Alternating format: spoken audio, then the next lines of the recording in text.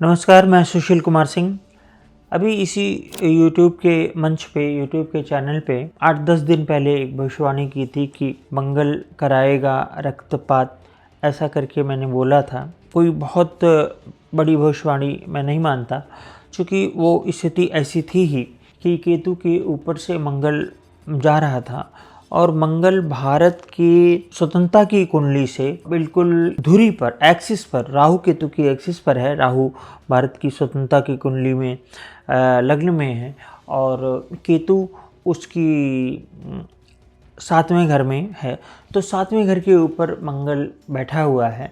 अब वो भारत के 10वें घर को देख रहा है पहली बार। इसके अतिरिक्त वह देख रहा है लगन को, मतलब राहु को, फिर जन्मकालीन मंगल को भी देख रहा है। मंगल की दशा है और मंगल की पोजीशन ये है, इस समय मंगल बुध साथ में है।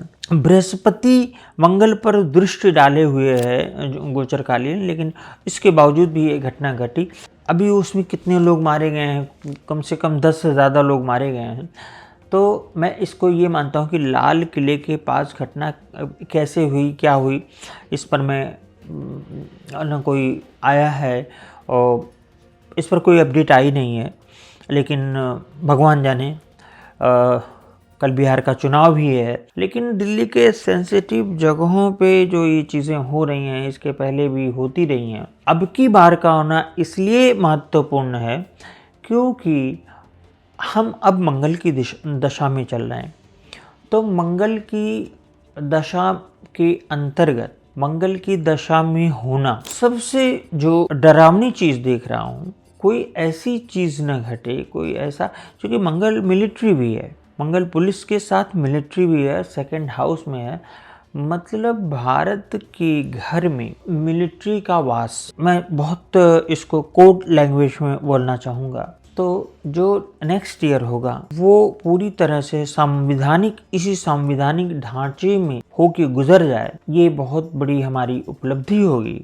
क्योंकि जब मुझसे लोग पूछते हैं, अभी मैंने पिछले कई पॉडकास्ट किए, उसमें से कुछ रिलीज हुए हैं, कुछ बचे हैं, तो लोगों ने जब पूछा कि अगला प्राइम मिनिस्टर कौन होगा, तो मेरे समझ में तो कोई दिख नहीं रहा था। और ना दिखने का एक अनजाना सा कारण है जो मैं नहीं बता सकता, क्योंकि मंगल को बहुत सामान्य तरीके से हम नहीं ले सकते। ये राहु और इधर से शनि, राहु और इधर से शनि के भारत की अगर हम कुंडली देखें तो राहु इस साइड में है और शनि, जो कि इंडिया की कुंडली में शनि 3रे घर में और बहुत सारे प्लैनेट्स के साथ में बैठा हुआ है, मतलब सूर्य, शनि, चंद्र, बुध। तो मंगल जो पाप कर्तरी बोला जाता है, पाप कर्तरी योग में है।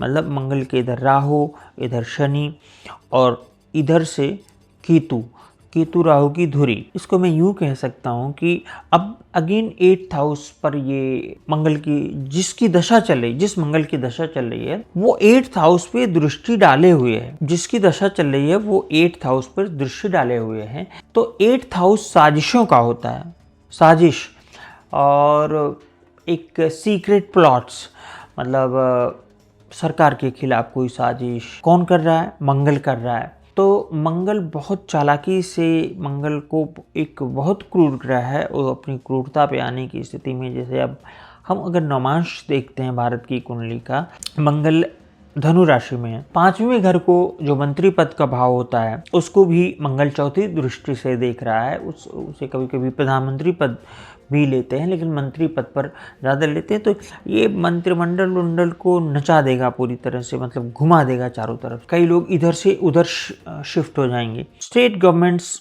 में भी दिक्कत होगी। और जैसा कि मैंने कहा था पुराने पॉडकास्ट या वीडियो में, देखिएगा कि 7वां घर कोलिशन का होता है। कोलिशन के ऊपर से उसमें केतु ऑलरेडी बैठा हुआ है और उस केतु के ऊपर से मंगल जा रहा है।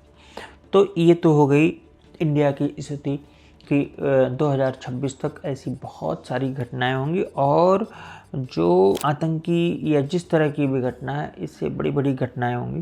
लेकिन जो मैं बार बार कह रहा हूँ, एक बड़ा भूकंप दिखता है और उसको मंगल ट्रिगर करेगा और ये जो दिसंबर अब जो बचा हुआ है, आज इसमें है 10 तारीख, तो 10 तारीख से 30 तारीख तक का नवंबर हो गया, इसके बाद दिसंबर हो गया। तो ये 2 महीने तो ऑलरेडी सेंसिटिव ही हैं। और हाँ, जो लोग बहुत पूछते थे बहुत ज़्यादा कि सेंसेक्स पे क्या असर पड़ेगा, तो सेंसेक्स पे के लिए मैंने कहा था मिड नवंबर के बाद सेंसेक्स या शेयर मार्केट की स्थिति अच्छी नहीं होगी।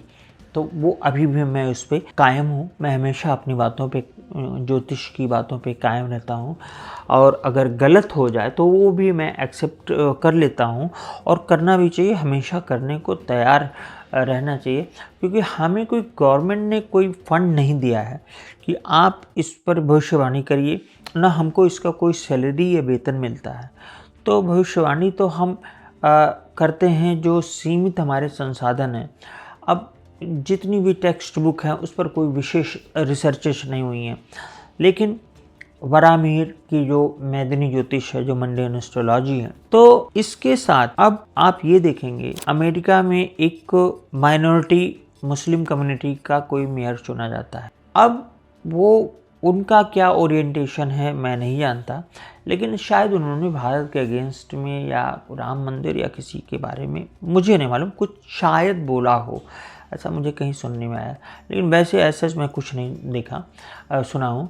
लेकिन वहाँ पर जो कट्टरपंथी हैं वो सीधे कह रहे हैं कि न्यूयॉर्क में, जहाँ के वो मेयर चुने गए हैं, वो कह रहे हैं न्यूयॉर्क में अब अंग्रेज़ी नहीं बोली जाएगी, वहाँ अरबी बोली जाएगी। तो अमेरिका हो या फिर यूरोप हो, ये जैसे आप देखिए, जो आपके अर्चित परिचित लोग यूरोप में रहते होंगे, तो उनसे पूछिए कि स्विट्ज़रलैंड की क्या हाल है। तो स्विट्ज़रलैंड की खूबसूरत पहाड़ियों के बीच में मस्जिदें हैं, लुंगी पहन के, दातून लेके और सर पे टोपी घूम रहे हैं लोग। स्थिति सही नहीं है, और रामायण काल में भी इन लोगों का उल्लेख है। तो ये जो चीज़ें होने जा रही हैं, इनका एक तरह का ये होता है कि हम अब इकट्ठा हो गए हैं, अब हम इसको कब्जा कर लेंगे।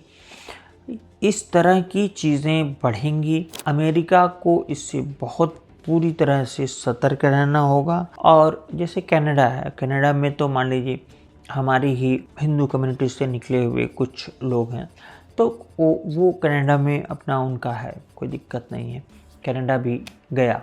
और इधर पूरा का पूरा यूरोप, यूके में गारंटी के साथ कह सकता हूँ ब्रिटेन का भविष्य बहुत ही खराब है। और आज वाली तो इसका बैनर भी इसी तरह का था, खूनी मंगल और नवंबर करके। तो ये मेरे लिए कोई आश्चर्यजनक घटना तो नहीं है, लेकिन मेरे लिए बहुत दुखद है कि जो श्रृंखला हमने बताई थी 25 से 2029 तक, तो हमें एक बार मैंने 2039 की भविष्यवाणी की थी कि एक दोहे के हिसाब से कि वो बुरा साल होगा, तो उसका मुझे कंप्लीट दोहा मिल गया। तो उस दोहे में क्या है, उसमें स्पष्ट रूप से ये है कि 2025 अंत की शुरुआत है। This is beginning of the end, 2025 is the beginning of the end. तो आप इस तरह से, मेरा कहने का मतलब जो चीज़ें कही जा रही थी बार बार ज्योतिषी लोग, और भी ज्योतिषियों ने इसको शुरू किया, लेकिन कथावाचकों ने भी उसकी नकल करना शुरू कर दिया, वो अपनी कथाओं में इसको बताने लगे। तो और कुछ लोग अपने जो पर्सनल एजेंडे के लिए यात्राएं वगैरह निकाल रहे हैं, वो तो सब बेकार की बातें हैं, है ना। और धार्मिक तौर पर तो बहुत कुछ लोग एक हुए हैं। धार्मिक तौर पर आप जितना छोटे वर्गों को, छोटी जातियों को जितना अधिकार देंगे, आप रामायण पढ़िए और राम के जो किए गए कार्य हैं उसको उसके हिसाब से चलिए, तो बहुत सारी चीज़ें मतलब वो आपकी पूरी हो जाएंगी, चलती रहेंगी। मैं बार बार ये कहना चाहूँगा कि ये जो बिहार चुनाव है, और मैंने पहले भी कहा था, ये एक बहुत बड़ी मुसीबत, एक बहुत बड़ा ये गिना जाएगा इसको एक आने वाले समय में। मैंने कहा था कि भारत की पॉलिटिक्स को 45 डिग्री, कम से कम 45 डिग्री चेंज कर देगा, उलट देगा। ये मैंने अभी कुछ दिल्ली में पॉडकास्ट में कहा, मैं पिछले 7-8 दिन दिल्ली में था, तो वहाँ पे ये सारी चीज़ें कही थी। और संभवतः अपने यूट्यूब चैनल एस्ट्रो सुशील ऑफिशियल में भी कहा है हमने इन वीडियोस में।